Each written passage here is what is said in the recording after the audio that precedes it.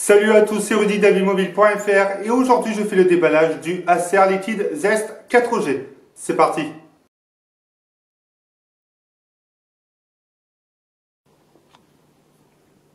Nous allons commencer ce déballage en faisant le tour de la boîte. Donc sur l'avant, le terminal en photo avec la marque Acer et la dénomination Zest 4G.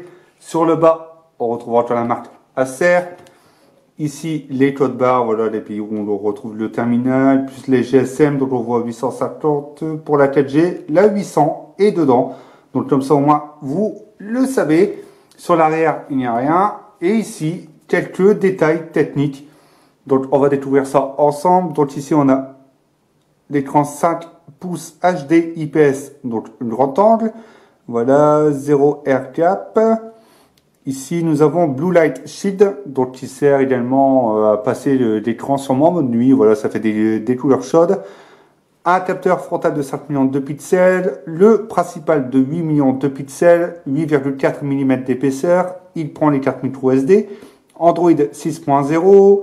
Il a un processeur 4 cœurs cadencé à 1 GHz. GPS, une batterie de 2000 mAh. Un poids de 125 grammes. Un son DTS HD et du Bluetooth. Voilà, pour les détails techniques, on va ouvrir tout de suite cette boîte. Donc on va y aller tout doucement. Voilà, ici et j'avais vu ici. Voilà. On va essayer de rester centré sur la caméra. Voilà. Donc la boîte, d'accord.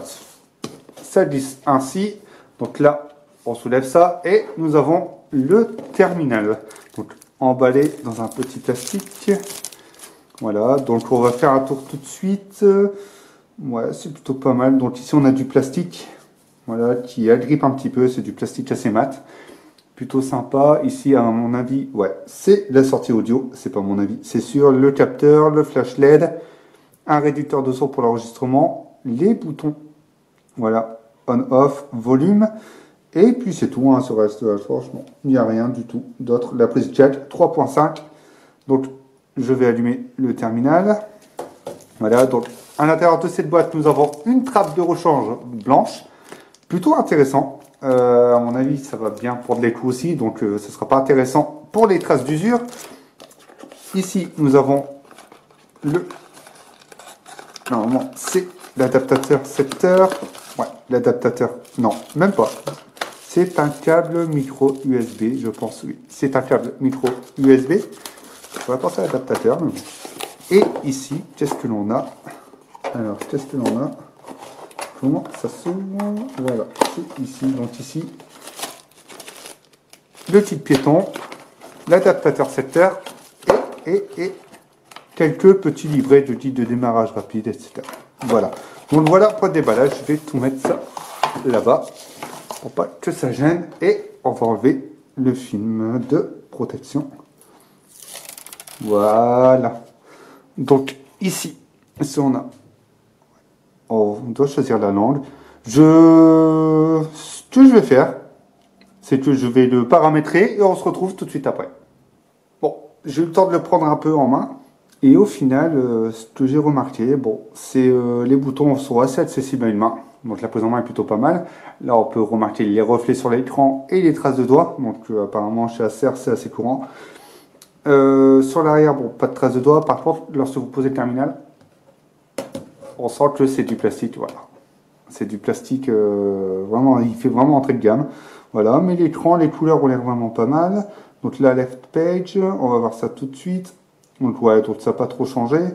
Le tiroir des applications, c'est le nouveau, comme j'avais vu sur le Z630S. Je vous laisse découvrir ça. Petite parenthèse, pour les bloatware, on peut retrouver également les applications de Gameloft préinstallées et d'autres applications comme Booking.com n'y est pas. Je suis assez surpris. Mais pour le reste, globalement, bon, ça peut se supprimer. Généralement, c'est des essais de quelques secondes pour essayer le jeu avant de pouvoir l'acheter. Mais globalement, voilà, la prise en main est assez bonne et ça tient bien en main pour du 5 pouces. On va juste ouvrir la trappe batterie. Donc, elle s'ouvre juste ici.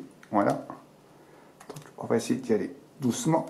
Il est neuf. Donc, voilà.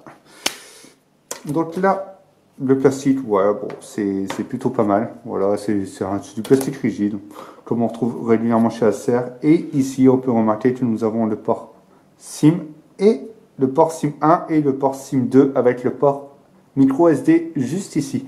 Pas d'accès à la batterie, donc il y a une plaque de fermeture dessus et on va tester le capteur photo en intérieur pour voir ce que ça donne. Donc ça c'est plutôt bien fermé, c'est plutôt pas mal. Donc petit slide, voilà. Qu'est-ce que ça dit? Donc est-ce qu'on a, ouais, on a le mode HDR, donc qui est plutôt, ça a l'air plutôt sympa. Voilà, on a tous les modes. Donc là, je pense qu'on peut filmer peut-être en 1080p. Ouais, en 1080p, en mode normal, donc c'est plutôt bien. C'est plutôt bien. Donc, un cliché rapide à la volée. Donc, autofocus, je vais le faire manuellement. Voilà. Donc, qu'est-ce que c'est d'ouvrir avec la galerie, toujours. Et globalement, bon, ça a l'air plutôt pas mal. Je vais augmenter la luminosité. Voilà. Donc, ouais, il y a un petit manque de détail au zoom, mais ça a l'air plutôt correct. Vous voyez, ça a l'air plutôt correct. Par contre, quand on zoome fort, voilà, on voit le manque de détail, mais les couleurs, globalement, ça a l'air plutôt bon. Dans l'ensemble, c'est correct. Donc, non, une prise en main plutôt agréable pour une découverte. Le plastique, voilà, on sent vraiment que c'est de l'entrée de gamme, mais au final, à l'utilisation, ça a l'air hyper correct. Si vous souhaitez avoir des renseignements complémentaires ou connaître mon avis sur l'utilisation quotidienne de ce liquide Zest 4G, n'hésitez pas à le faire dans les commentaires. Et on se retrouve bientôt pour mon avis complet sur ce terminal.